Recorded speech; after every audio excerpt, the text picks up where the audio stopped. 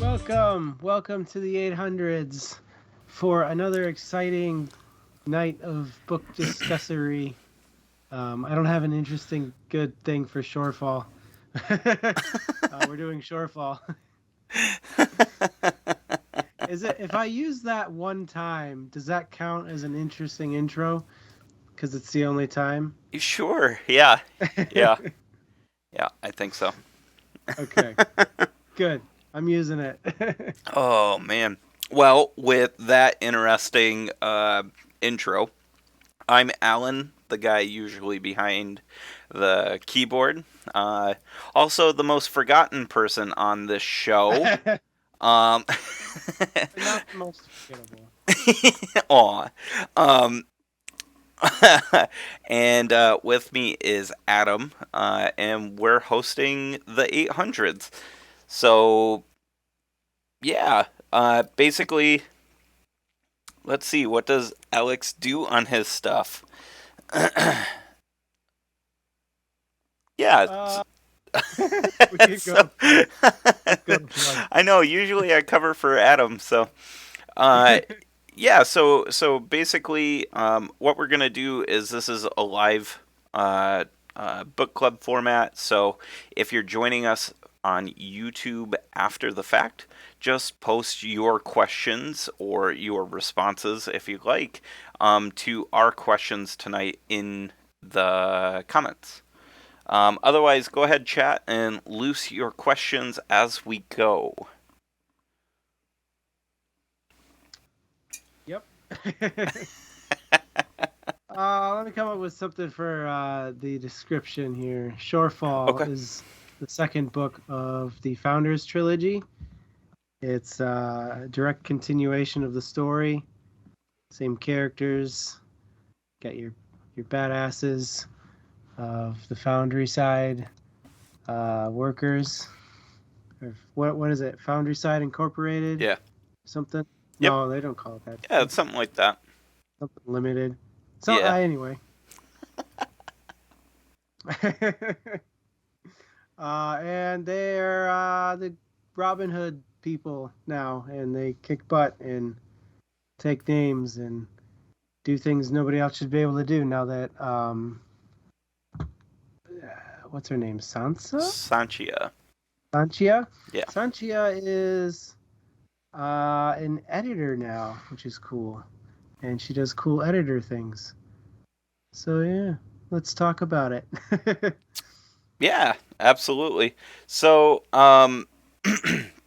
so basically, if you want to read this book or any other book in our book club, why don't you do it through listening with Audible? Audible is a fantastic audiobook platform. They have over 100,000 books to listen to.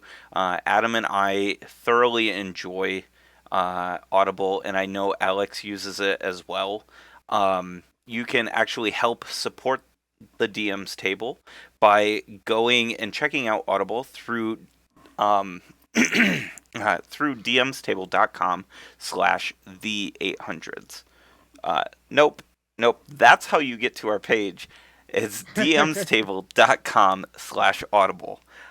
Go ahead and check that out. That'll get you 2 free months in Audible. It'll also get you 2 free books and some other goodies that they might be running whenever you see this. What was the music at the start there, Adam? Oh yes, that was Fearless First by Incompetech. We use Incompetech for pretty much everything that we want audio for because they're super dope. The guy who runs Incompetech even made a custom soundtrack for us for a podcast. He's that cool of a guy. So you should check out Fearless First and other tracks that he's made at incompetech.filmmusic.io. Yes. Yeah.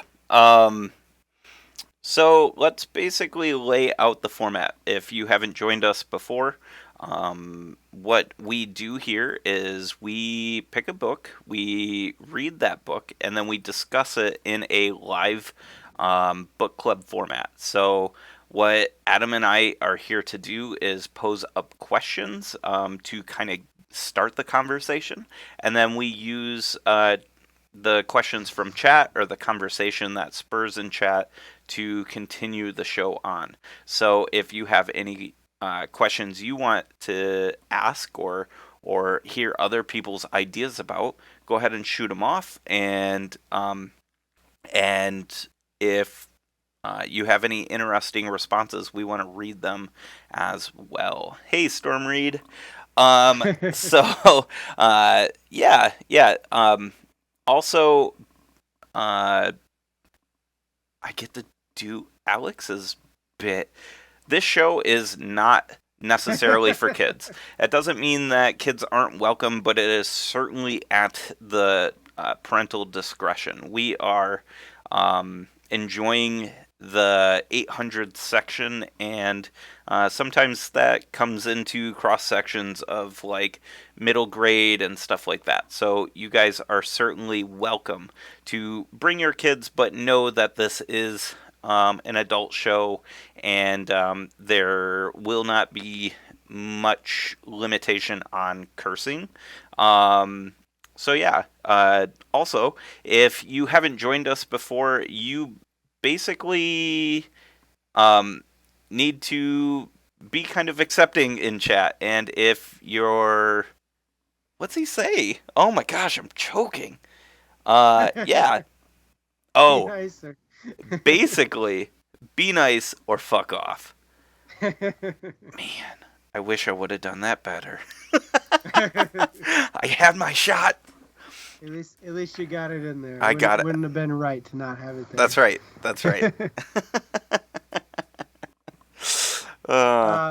Without any more ado, let's jump right into our discussion tonight. Absolutely. Our traditional first question. What were your first impressions of Shorefall? Well, my first impression on the book was I was happy to see that he dropped all the mansplaining. That was kind of, for him, it was a necessary evil. I don't know that his writing style would allow anything different in the first book, but I am very happy that we got past the tutorial levels, because I was done hearing about how his magic worked, and I wanted to just see it in action. And that's kind of what we started getting right off the bat when Sanchia was going in and doing her like rogue operations. What house was that? It started with an M, I think. Oh gosh. But yeah, names. Yeah, I know. That's something that I want to call out, is that I'm really surprised with this series and how I find it interesting. There really isn't much fan service out there. There is not much for like fan wikis or anything like that. So that's kind of bummering. That's kind of a bummer. So it's hard to remember those specific details. But yeah, it was one of the houses, and she had to go in and essentially like trick the lexicon and overheat it or whatever for a hot second. And I really enjoyed that like not explaining, just showing. So that's my first impressions. Yeah, I think Bennett definitely warmed up with book 1 and found his stride in book 2. I too look for that in authors, for them to be able to explain without explaining, Mm-hmm. and do it via action. Yeah, the show don't tell. Yeah. So it's definitely a lot better in Shorefall than it was in Foundry Side. So that was a breath of fresh air. I am a little biased. I do tend to be biased towards series when I like the first book. Mm-hmm. You really got to screw up for me to not like the remainder of the series. But I was very excited to jump back into the fantasy world that Bennett drew up in Foundry Side, and uh, he didn't disappoint. It was a very exciting entrance with the heist scene, Hmm. essentially. It's a really good way to remind you about how the world works and how Yeah. lexicons rule the city and all that, and It was good really attention foreshadowing grabbing. too. Like the whole like it really foreshadowed or accentuated how critical lexicons are and how vulnerable they actually are because people haven't been able to think outside of the box in a long time. So Yeah, that was just really interesting, from a review perspective. That certainly was a good showing of where the flaws are in the current technological designs. So yeah, yeah, definitely. how dark did you think this book was gonna get? Like from your first impressions before we got even to the boat scene, right? Like how dark did you think this book was gonna get? Like 1 to 10, 10 being the darkest. Where were you? Oh, that's a good question. I I don't know. Because in the first book, there was a lot of opportunities to uh, kill off the main characters, Hmm. and Bennett didn't take any of those opportunities. So that kind of weighed me towards a lower number on Hmm. a darkness scale. Hmm. Um, but at the same time, the matters that we expected to come up in Shorefall are very serious and grave matters. Get it? Grave matters. um, so I was definitely expecting an escalation from book one and potentially some um, life and death scenarios. So I'd say to put a number on it, probably a 4 or a 5. Yeah, I'd put it somewhere around there for myself as well. I didn't think we were gonna see the level of massacre in this book. I certainly anticipated Crescides like joining the fold, and I can't remember if they really talked about Crescides as being like this mass murderer in book one because book one, at the end of book one and the start of book two, kind of blend well together. So it's kind of tough for me to remember what they knew in book one, but it got really like really dark. It got where how dark do you think it got? Like by the end of the book, what number would you put? You were at a 4 or 5. Where do you think it ended? Probably a lot higher than that. Maybe an 8. I would have I put a mean, solid 8 or 9. Like I just that boat scene, right? oh my god, yeah. Yeah, or like any of the like near the end when Crescides is like Storm Reed was mentioning, he manipulated Midnight and he started becoming this all powerful thing and he was taking over that house and killing off all those people. That was super dark. And I think it's important to call out you can be exceptionally dark without being exceptionally gory. You Yeah. could hit a 10 and not have to describe the gore.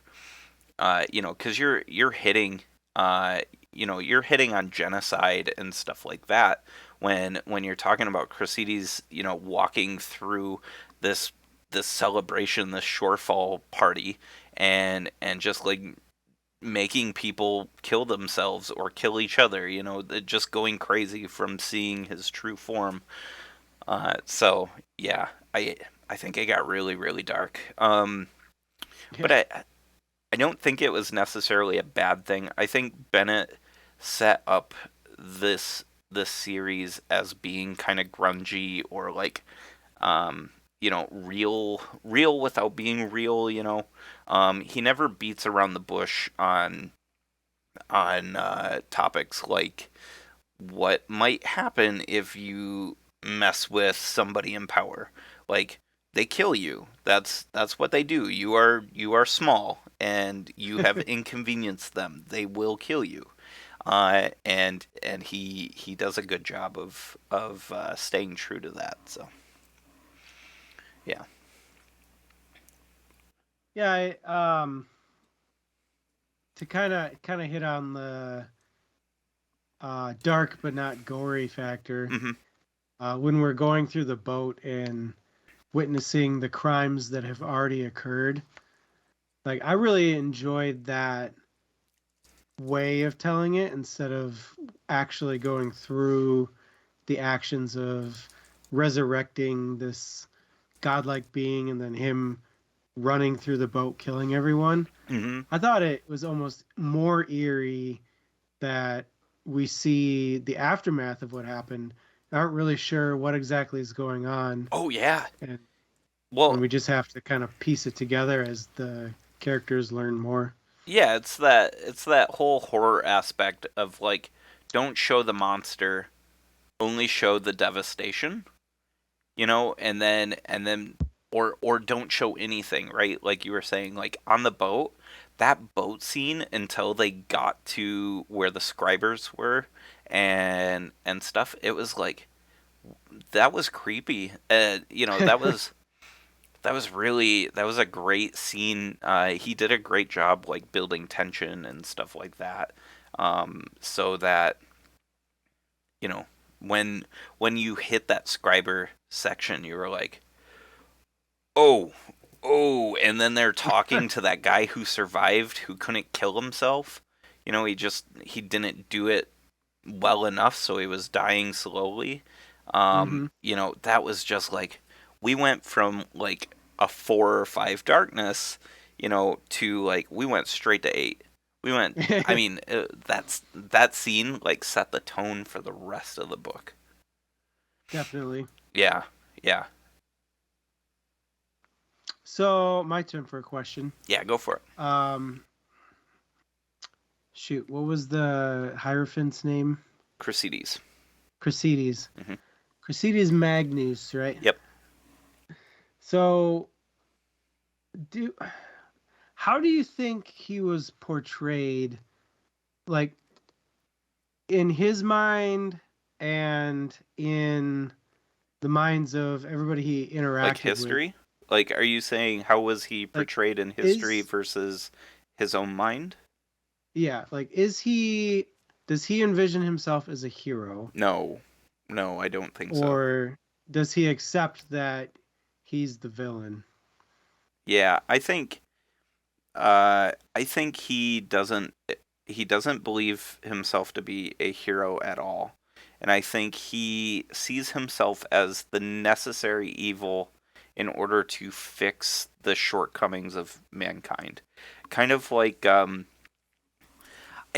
I think they like alluded to this, but I think he thinks of himself as the scalpel that cuts, and he's cutting out the cancer, and that cancer is free, like free will or free. What was it? It wasn't free thought. It was the ability to create and use, I think, or something like Innovation. yeah, innovation. So that he is there to cut that cancer out, and so I think he has tried everything he can think of, and unfortunately, the last few times that he's done it, probably a few hundred times that he's done it, it ended in utter bloodshed. Yeah. Yeah, I agree with Stormreed. I think he certainly in his mind wants to create a world where he can control everything, so that it functions the way he believes is proper.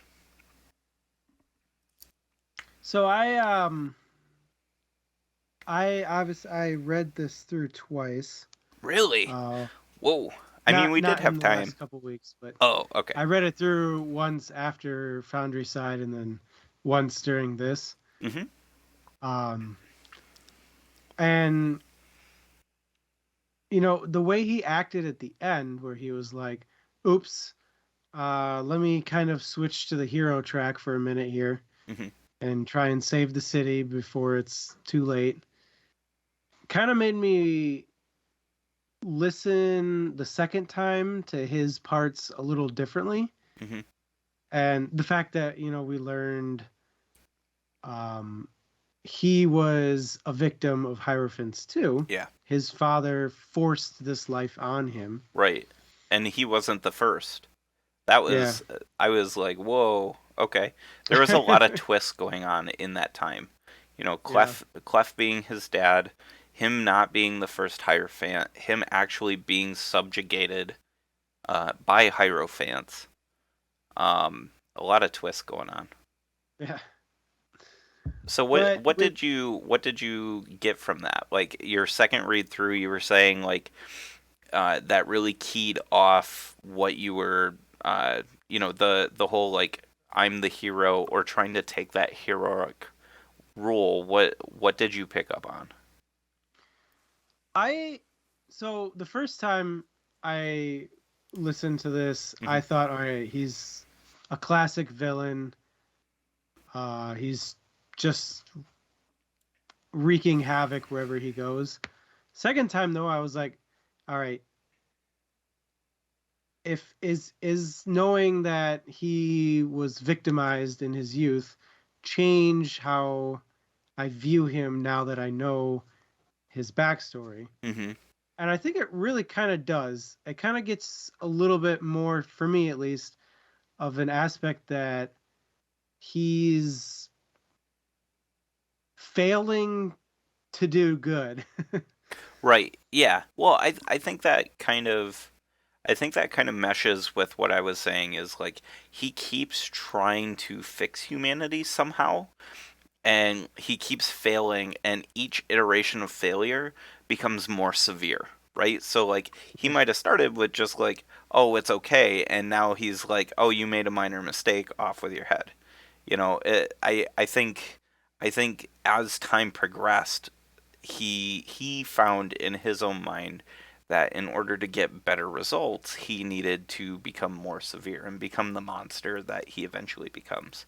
I honestly, the switch at the end kind of confuses me, and I was starting to get lost, and it felt kind of like when the character Tavon comes into play, everything just got like I was like, what the hell is going on? Like okay, all of a sudden what the what was the golden lady called? The art Oh, the was it shoot, I don't know her name. the artifact?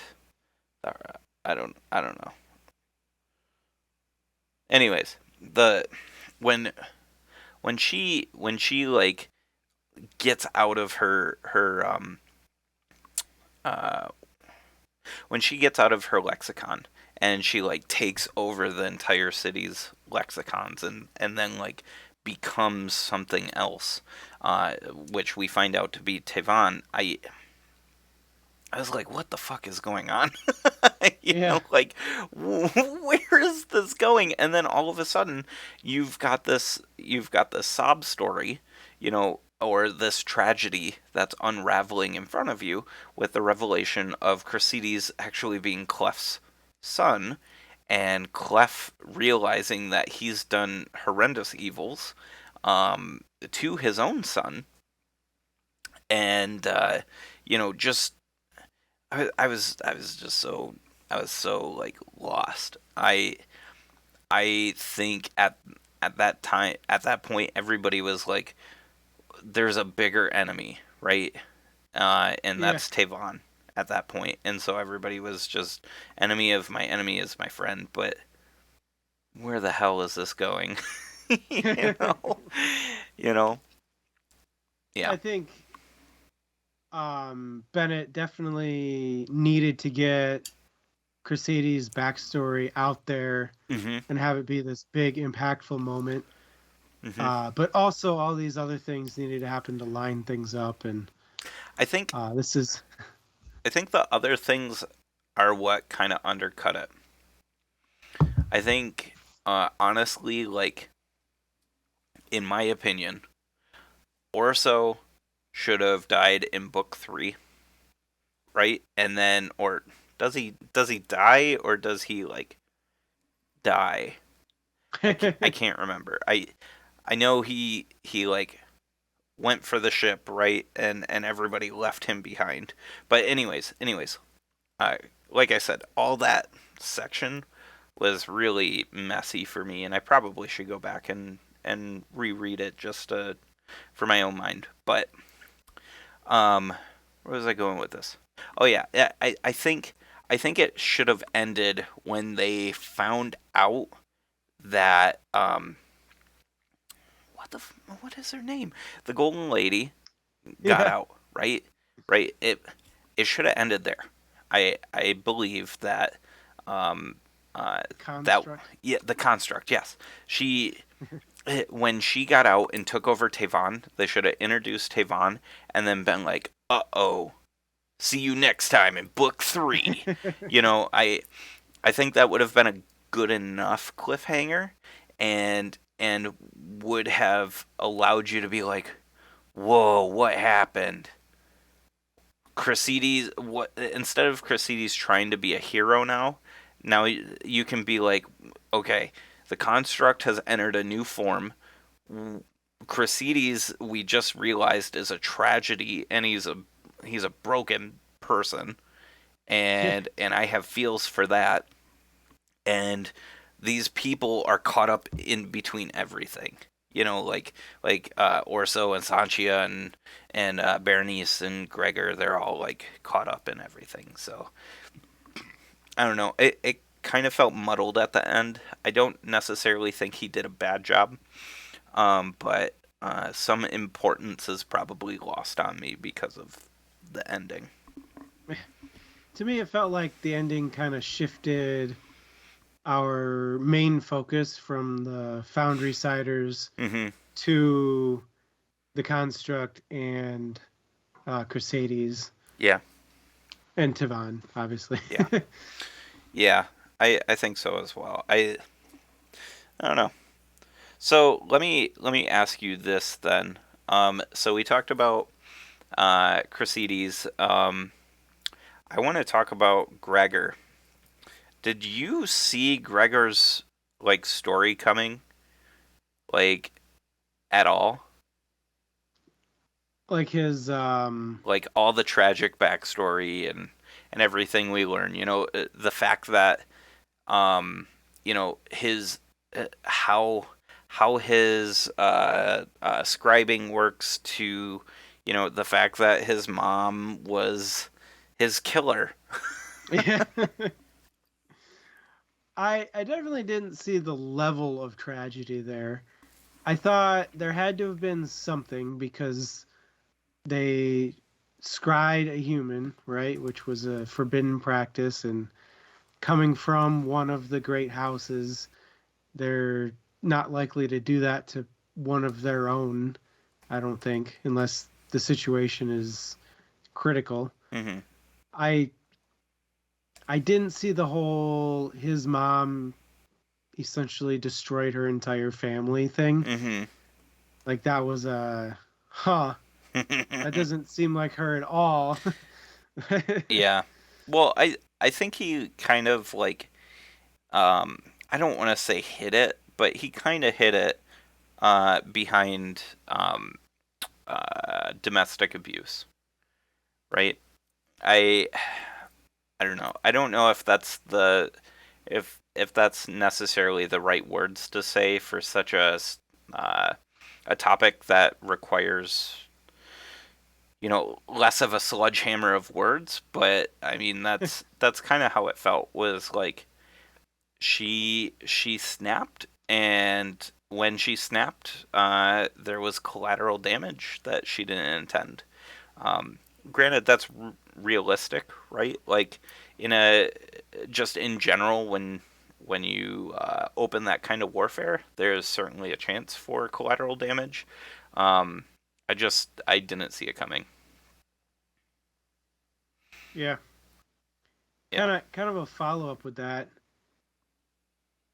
Do you think if Gregor was freed completely, he would want to continue living? Um, no, I don't think so. I think he wants to die. I think he is past the point of life is worth living. To the point where he embraced it at one point. I can't remember which point that was, whether it was when they killed Gregor. I think it was when they killed Gregor to get the time scribings. He was like, maybe this time I won't come back. And that's a good thing. Or Yeah. at least that's how he kind of wrote it. So, I like what Storm. I like your comment there. She makes a deal with the devil to save absolutely. Gregor. I think there was great like imagery there too. You know, putting it as the deal with the devil. I think that was very specific actually too with how Bennett wrote it, right? Was Crescides needed to use someone in order to come back, and he found a great lever in Gregor's mother. So yeah, I don't know. I I feel for Gregor. There's a lot of tragedy in this book. There's a lot of Yeah. tragedy. Yeah. Um. There was a lot of reversals at the end of the book too, like Gregor's mom, Yeah. The redemption. Crusaders, and yep, Yeah. How did how did Gregor's mom die? Oh, Gregor she killed her. kill. Yeah, Yep. That's right. That's right. Yeah. Yep. I think that was fitting though for her because you know a lot of this book was how far is Gregor's mom willing to take things. Yeah. Yeah. Well, I think that's a good theme to call out anyways in this book is how far will you go to save something you love, right? For Crescides, he loves humanity. I believe he loves humanity so much that he's willing to hurt it, which is real fucked up. But I mean I think that's the only reason why he's continuing to move forward. Um, and I think that echoes all the way down to Sanchia, right? And Berenice, right? She even Berenice had moments in the book where she had to make her own sacrifices for not just like humanity, but for Sanchia. One of them was when they were paired up, and she had to learn how to swim through Sanchia's muscle memories. Yeah, You know, so like I don't know. I think that was a great theme, and I think you're right. I think that's a like the theme of the book is how far would you go to save something? yeah, book theme. Yeah, yeah. So, um, what was your favorite scribing or favorite editing of the book? Hmm.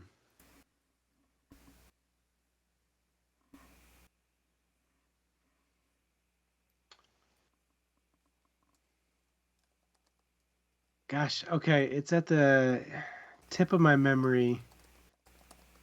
Um, there was something really, really simple. Like there was a scribing um, in like the heel of Sanchia's shoe or something to unlock a door or I something. vaguely remember this. Yeah, Yeah, I think it was on the ship. Maybe was it on the ship?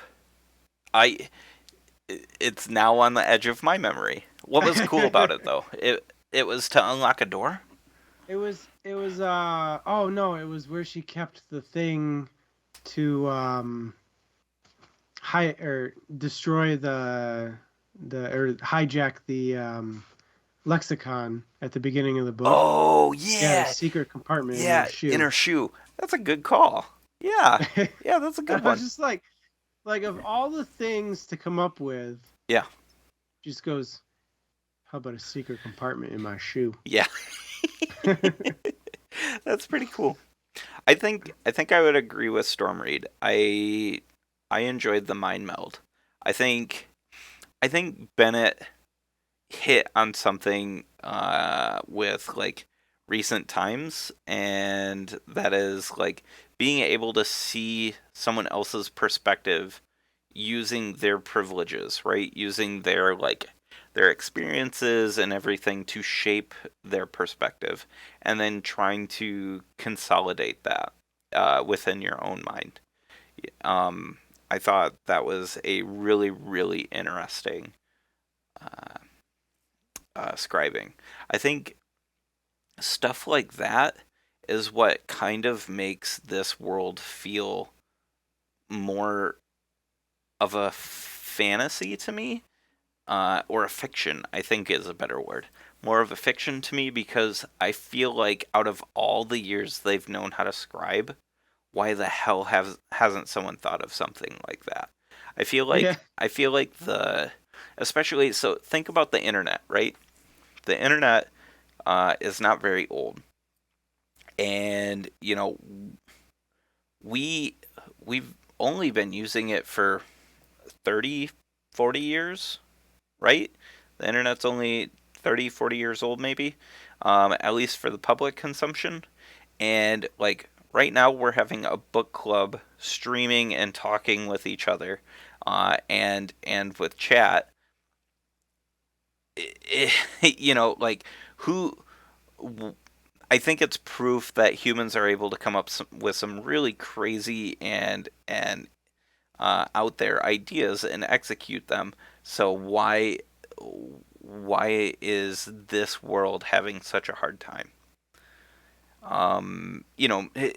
There's I'm sure a lot of factors, but I don't know. That's what makes it feel more fictional to me. Is like, yeah, that makes a lot of sense. Why the hell didn't someone think about that? You know. yeah, But that also comes from perspective, right? We have those things, so we're like, oh yeah, why wouldn't you have some mind meld thing? I mean, you can talk on your phone. Why couldn't you know what I mean? So yeah, yeah. I really liked the mind meld too. Obviously, it was a big theme at the end there. hmm Um, it came with a lot of extra goodies, right? Like it hmm wasn't just Berenice could see scribings like Sanchia. It was also they can share memories and their personalities shift closer to each yeah, other and also they can mind read each other from across the city. yeah. Well, and they become more of one, right? They become a gestalt instead of a um, instead of individual entities able to communicate. They're able to control each other's bodies. So Yeah, that was interesting. I enjoyed it, and it's kind of like a distributed network of of hierophants, right? So like a hierophant would be a vertical architecture, um, where you've got everybody on one machine or one body, and this other invention with the mind meld is a horizontal architecture where you've got many nodes, many bodies working together. yeah, Um, that's actually kind of dovetails into something that I really appreciate in this series is Robert has a really good grasp on technology. At least enough to fake it in this context. Um, there's subtle things like uh, the construct thinks of the the ability to imbue as heightened permissions. So some people have more permissions than others, which is common with uh, servers. It's common with even your at-home computers. You have users that have certain read-write access to your files and can do certain things to different directories and stuff like that. And it was cool to see that he's paralleling that to reality, and that reality behind the scenes is really just a bigger machine created by some larger entity, right? And so I don't know. I really enjoyed that. What was your kind of take on that? Did you enjoy that aspect of the book, or was it did it occur to you that there was like that parallel? Yeah, I kind of took the parallel differently. I didn't think about like technological similarities. I took it more of a privileged lifestyle versus um, oppressed lifestyle. So the entire Oh, sure. world is the oppressed lifestyle, and the privileged few, the hierophants, understand the workings of the world in a way that everybody else just has no chance of understanding because there's such a divide. Hmm. Like they even talk about the door or something Yeah. where they go like no non-hierophant is ever going to be able to be like, oh yeah, the door, right, yeah, that's the thing with the where God lives and stuff. Right. Right. Yeah. I think the Hierophants, in my opinion, like are like admins of reality, right? So Yeah. they have a lot of control, and yeah, I I don't know. What did you think about that door though?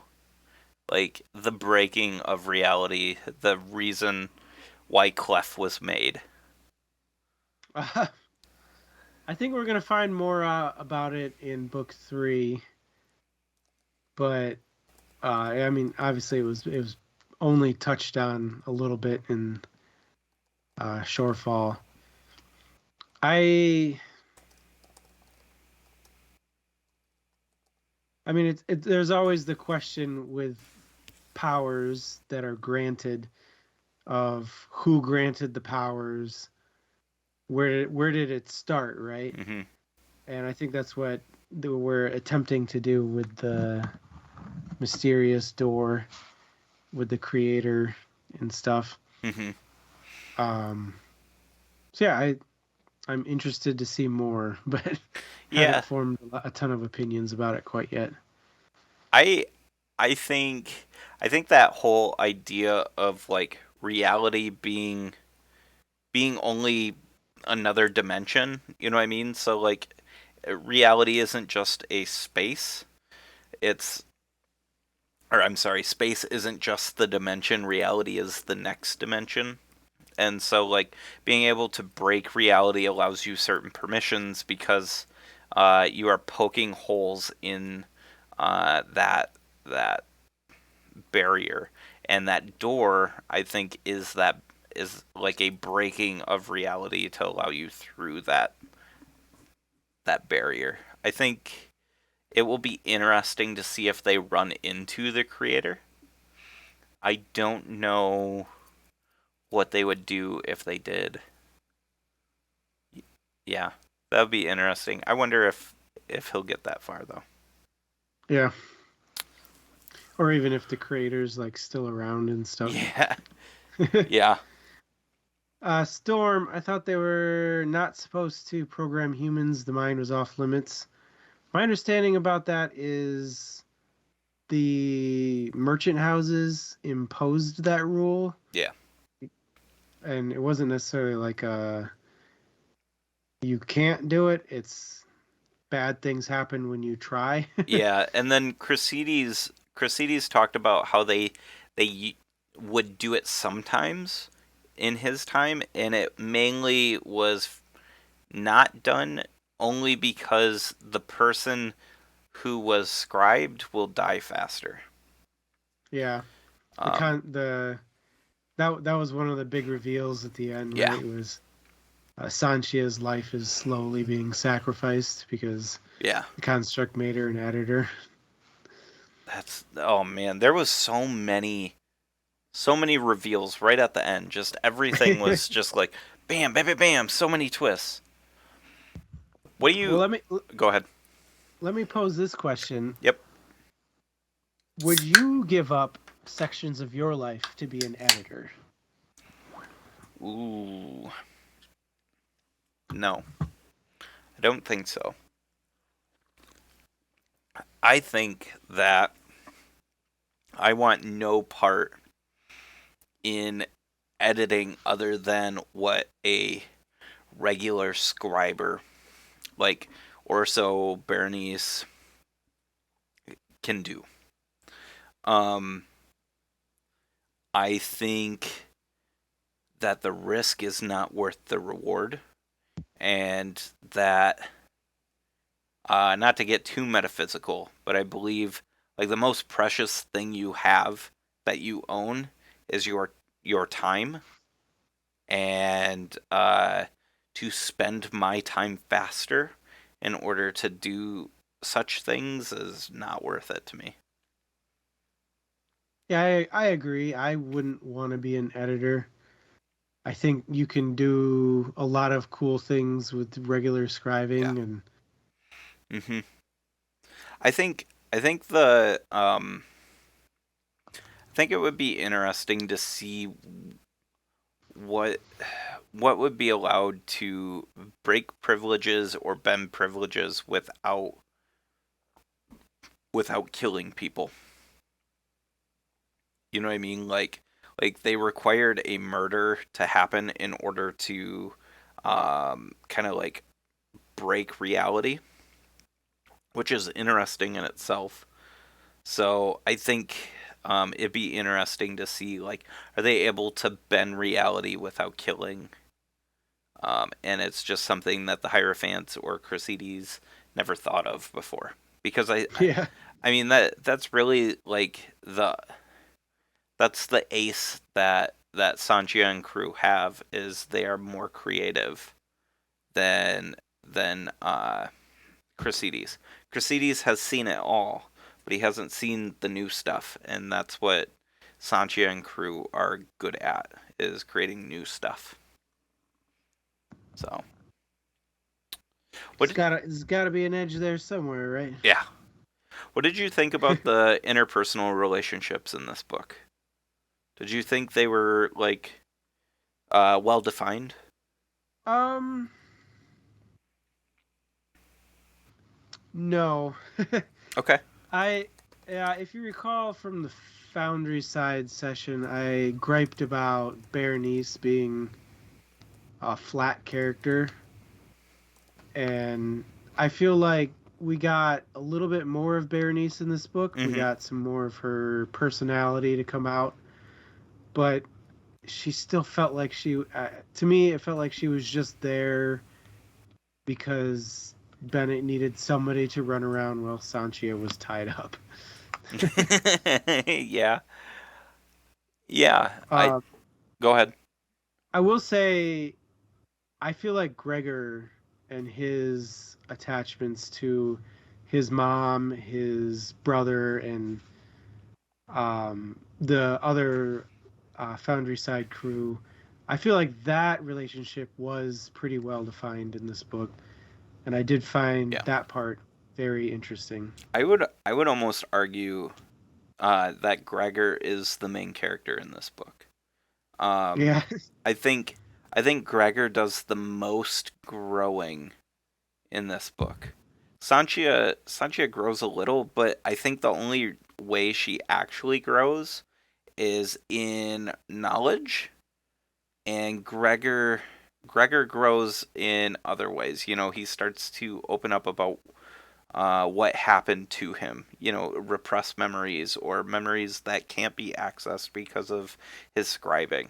and learning more about who he is and fighting back, right? Like you saw when Gregor had that like pill, was it a pill or something like that, that he took off Sanchia and he fought the commands of Cracides in order to keep that pill.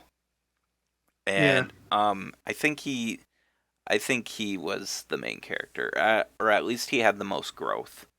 Um, yeah, I think you're right though. I think the interpersonal relationships grew more in this book, but there's a lot of flat characters. Orso's another one.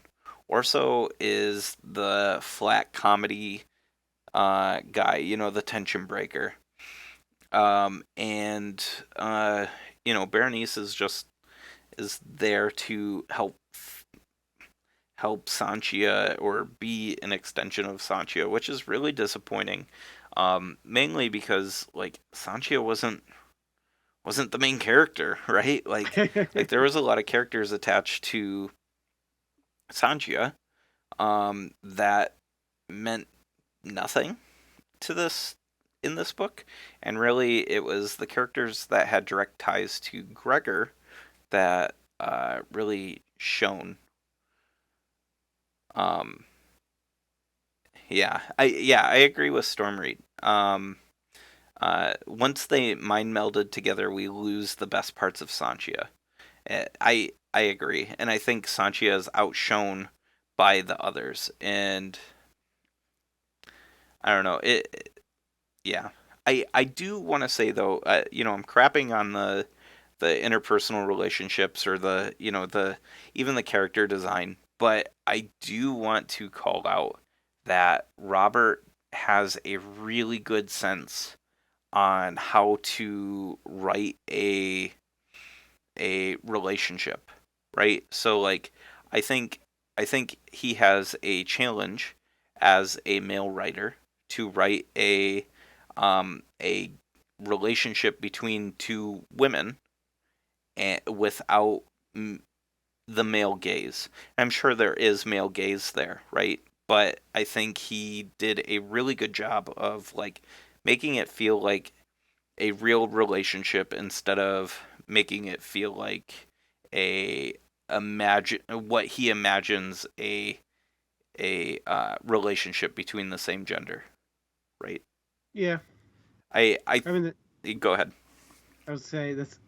I don't exactly have a firm viewpoint in a reality sense Right. to begin with, but But I think what makes me feel confident in my statements is when I was reading the book, I was like, I mean, that's my relationship, right? Like with my significant other, and you know, cisgendered white male.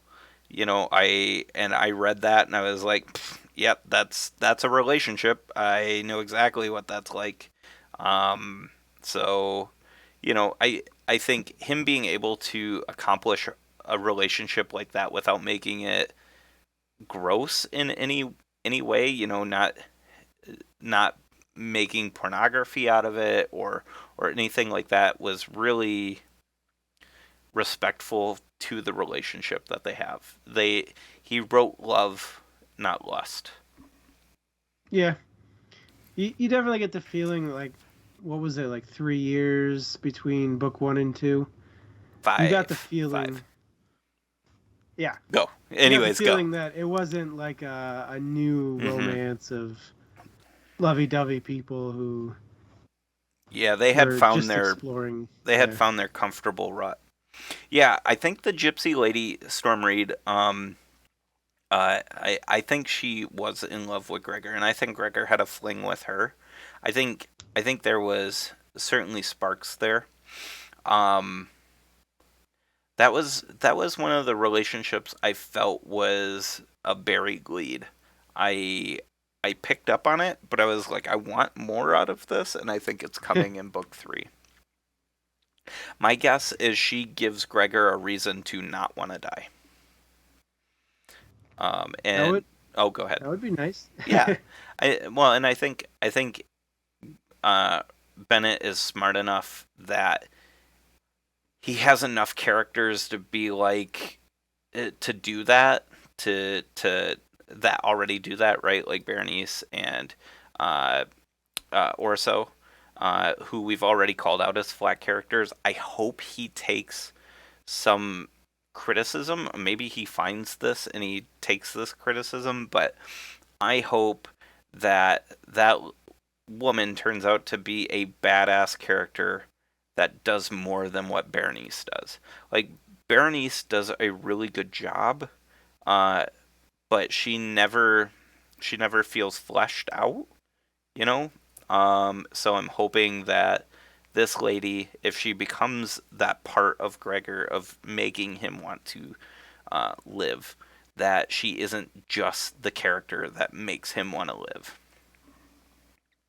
That we actually get to see her Yep. backstory and We want all we that. we want her to grow as well. You know, she needs some sort of flaw and she needs to overcome it. You know, I did. Can you think of, like, really think about it? Can you think of a flaw that Bernice had and overcame? She can't swim. That's all I can think of. Yeah. You know, I don't like she's not ashamed of her relationship. Um, she she is she doesn't have like any parental issues that I can tell, right? She's not she doesn't seem broken. And for a world that's so dirty, that Robert has put together, she is a unbroken glass or an unbroken plate in a china shop that a bull has ran through, and it doesn't make sense. Yeah. I mean, all we really get from her backstory is she worked with Orso. Yeah. Yep. Well, and why Orso picked her up and stuff like that, right? So, um, but I think that came from book one as well. Yeah. Yeah. I don't know. I could talk about that all night, but I think we've established that the characters are fairly flat. Um, so yeah. Who do you think? I'm asking all the questions. I apologize. That's all right. But who do you think the construct is? I've got an idea. Who do you think the construct is? um, I think the construct is Crucidi's mom. Boom. I agree. Uh, yeah. Yep. Yep. She was an emotional storm raid. Yeah. Yeah. Yep. I would agree. I think the that's my guess. Is she's Crucidi's mom. Um, he's probably gonna pull a twist, and it's might be like his grandma, but I think it's some familial relationship, maybe a sister. But like, in the flashback, Crucides and Clef were going to somebody who could help them. I'm guessing the construct is that person. And yeah, I would agree. It's probably his mom. Yeah, I like that.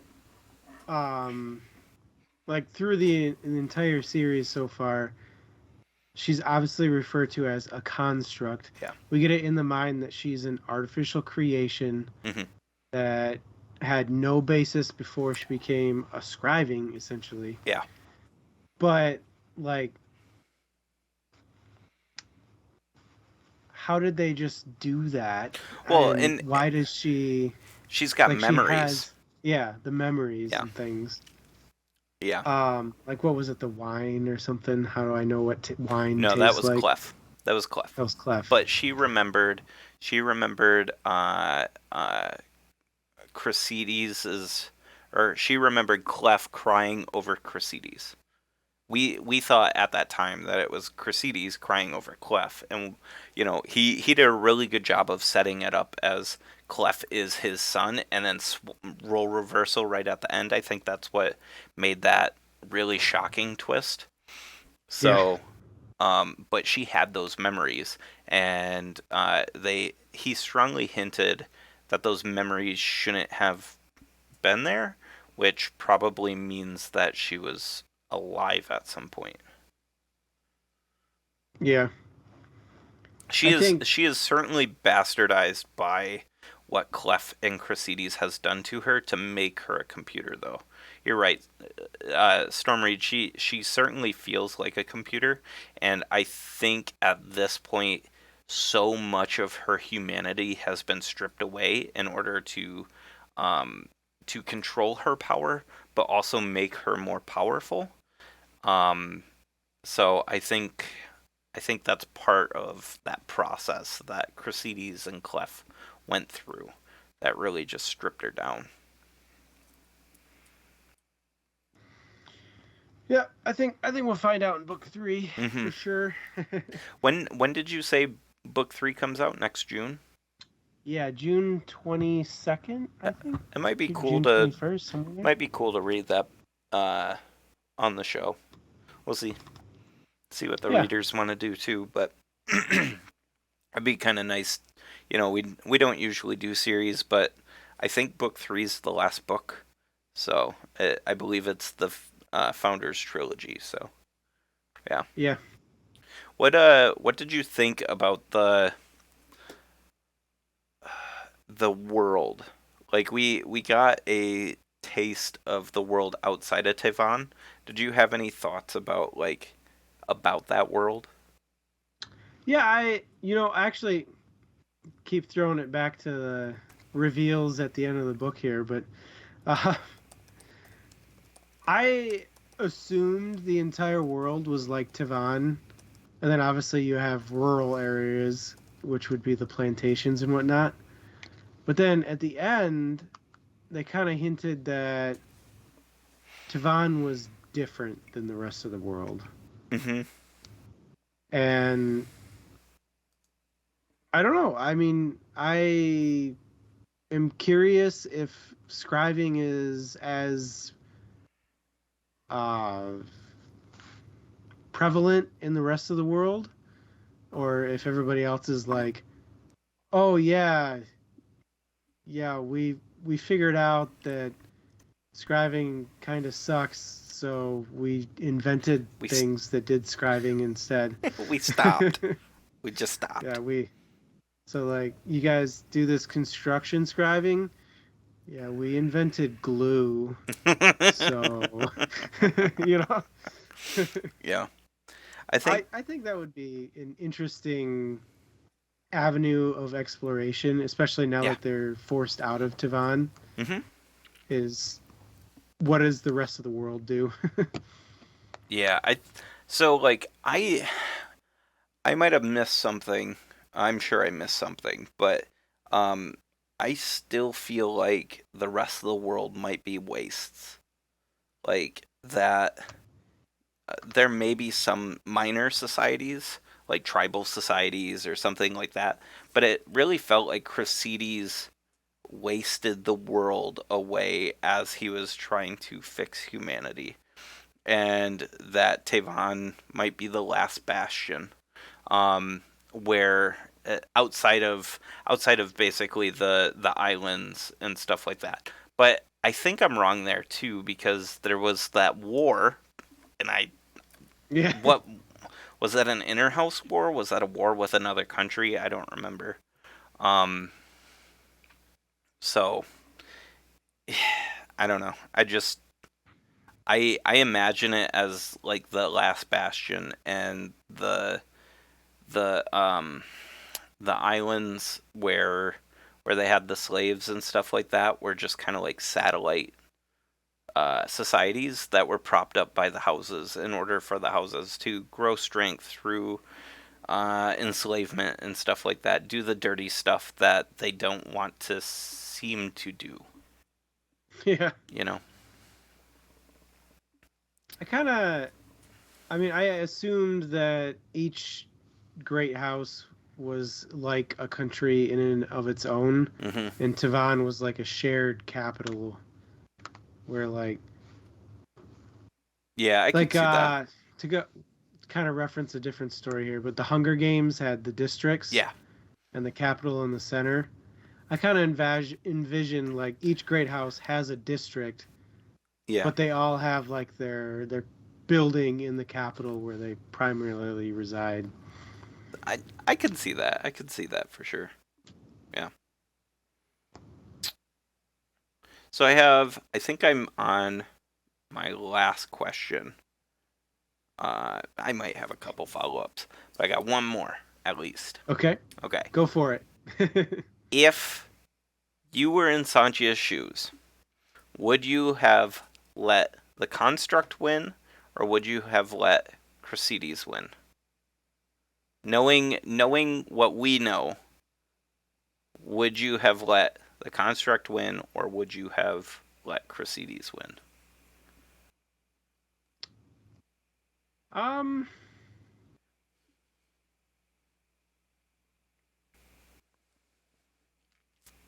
Right? yeah, that's a tough one. I feel like they should have, like, the construct was the lesser of two evils until the big reveal at the end. Like, she really didn't have a lot of wiggle room to do anything. She was very much at their mercy until they gave her a lexicon to control. What do you mean the big reveal at the end? The where she breaks out and goes, you know what? Fuck all y'all. I'm gonna start killing bitches. Gotcha. Yep. Okay. um, I think that was the theme that they faced throughout this book was how far do you trust someone Yeah. when you know that they're up to no good? Yeah. Because right at the very beginning of the book, they were like, we don't trust the construct. Mm-hmm. We think the construct has ulterior motives. Right. But we can't take Cressides down on her own, so enemy of my enemy. And then it reverses at the end. Yeah. Yeah.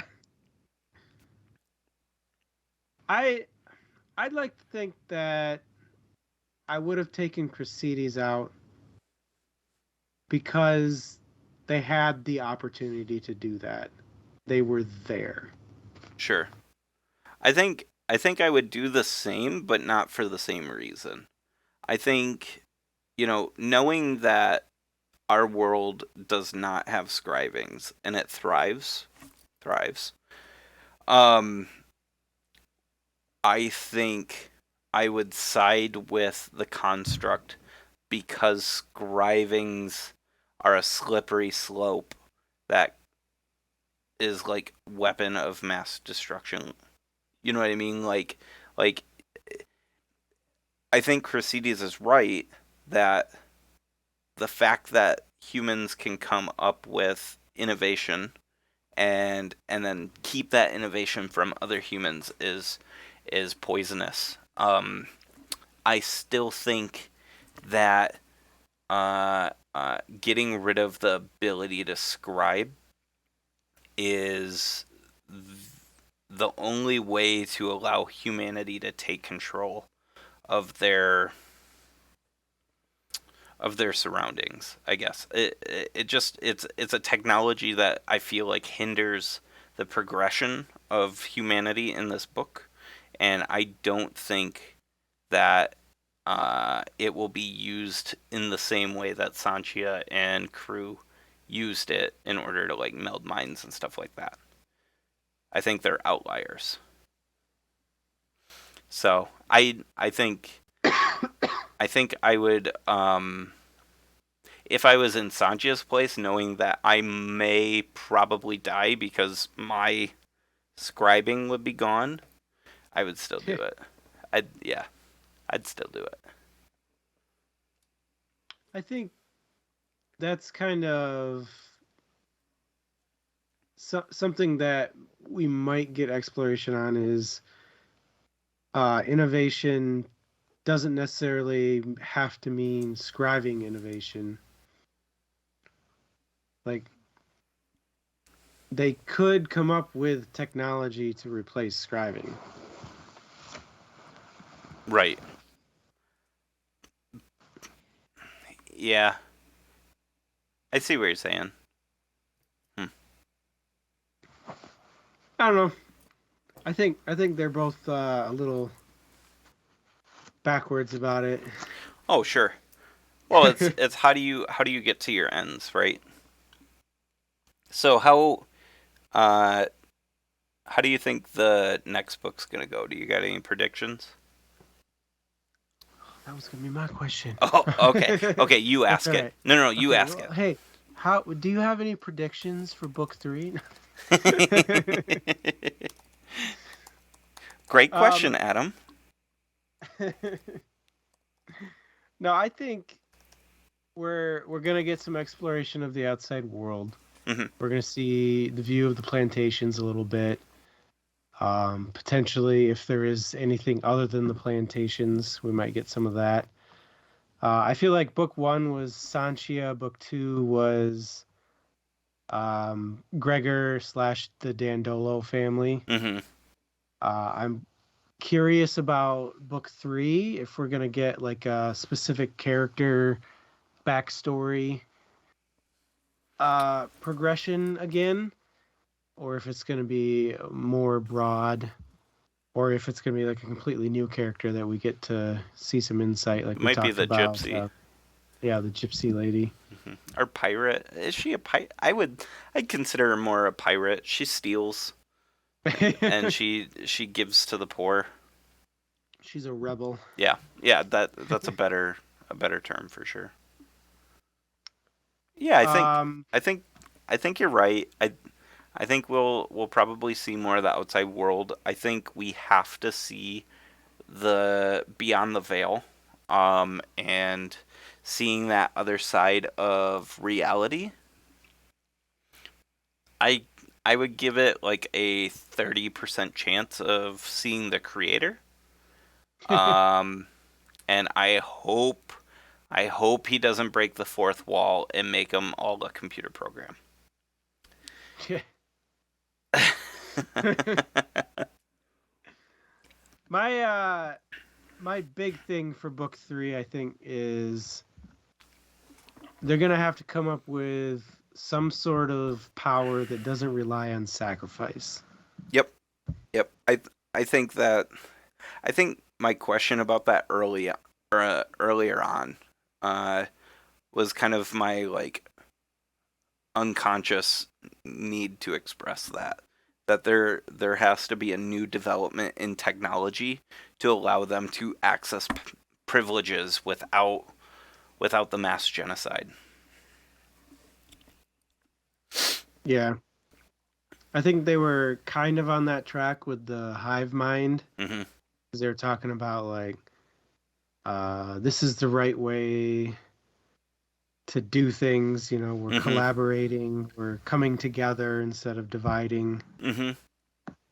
Um, the question being, Or like mending, not breaking, because yeah, they didn't have to break reality in order to do that. But who knows what privileges they were allowed when they were scribing in the construct's reality. exactly, yes. I Yeah. mean, she was already, like, one of her lines in this book was, any sacrifice that needs to be made has already been made by me. Right. So, like, what, you get like a credit card or something? I got these frequent flyer miles. God, use them.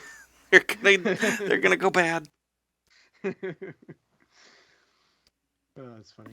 Yeah, Anyway, I think Storm Reed's onto something. I think there certainly needs to be more delved into Sanchia's past as a slave or the plantations in general. I think that's where the rebel lady is going to come into play. Is she's going to allow that insight. She's going to help uncover things that nobody else knew, maybe because she might have been indigenous to the area, or like her past is not her past, her ancestors were indigenous to the area and might turn out to be, part of some capital of the Hierophants or something like that. Because if you remember, Clef and the construct and stuff were found on the plantations. So the Mm-hmm. Hierophants had some sort of presence in those areas. And it feels like that's where they're heading after the events in book 2, is to the plantations. Yeah. Yeah. Yep. All right. Final thoughts? Final thoughts. I liked it. Even though it was a really dark book, I enjoyed it. I think Robert writes in a way that's compelling and makes me want to continue the story. I believe that the story was, again, semi-flat because of the characters, but he did a really good job with the plot to cover his weaknesses in his characters. Um, I would recommend, but it would come with another trigger warning. There's a lot of dark in this book, which could easily trigger somebody who's experienced, horrific sights or anything of the like. There are some cringy spots, but it is worth the read, and it gets less than its fair share of popularity. I think this book is underrated, thoroughly underrated. Yeah. I mean, Bennett is not a well-known name, at least yet. Hmm. Hopefully he gets there someday. I think a lot of people deserve to enjoy this story. Yeah, absolutely. um, I would recommend. I enjoyed this book.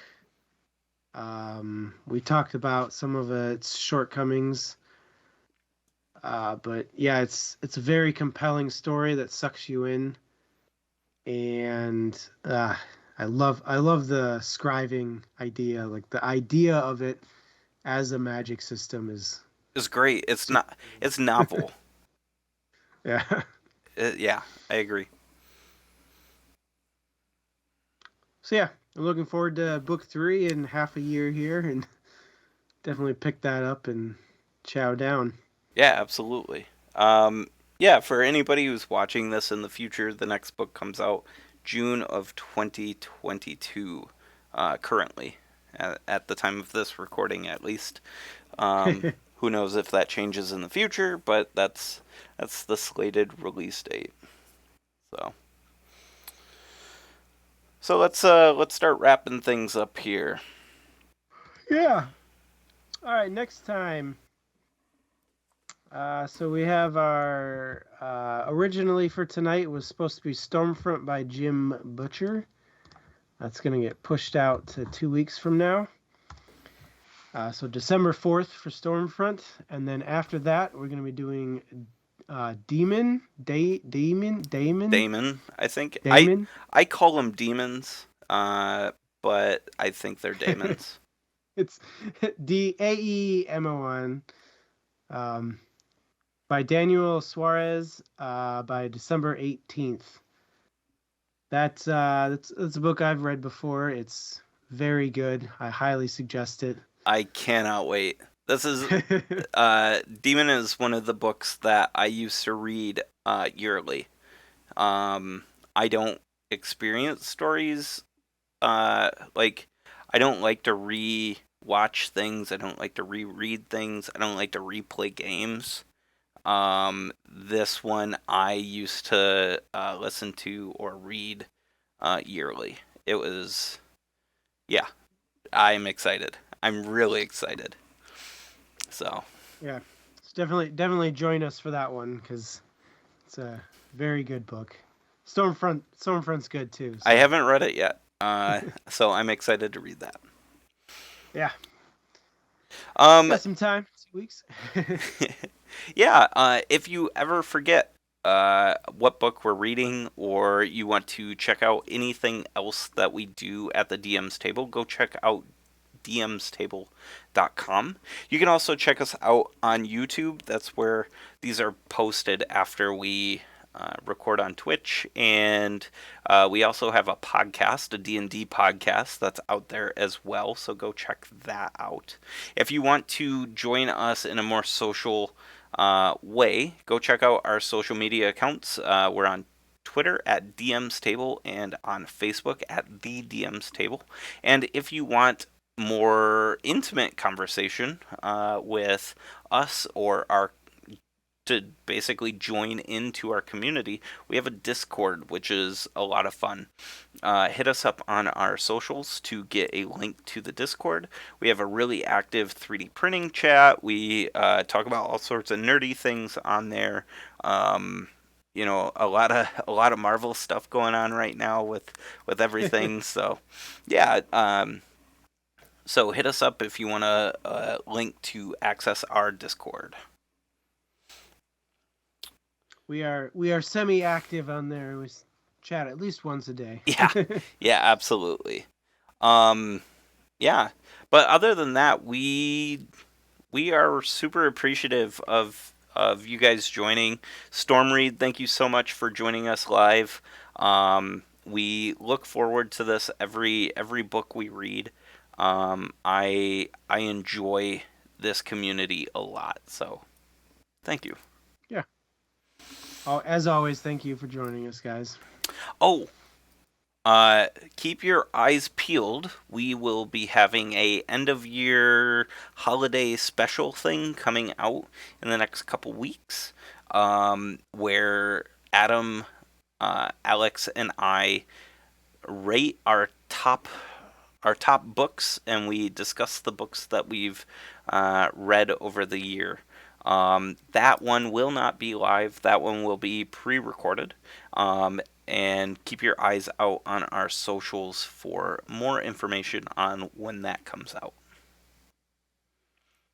So, I think that's all I've got tonight. You got anything more, Adam? That's it for me too. All right. Thank you guys so much for joining us, and we'll see you next book. See you guys. Thanks again. See ya.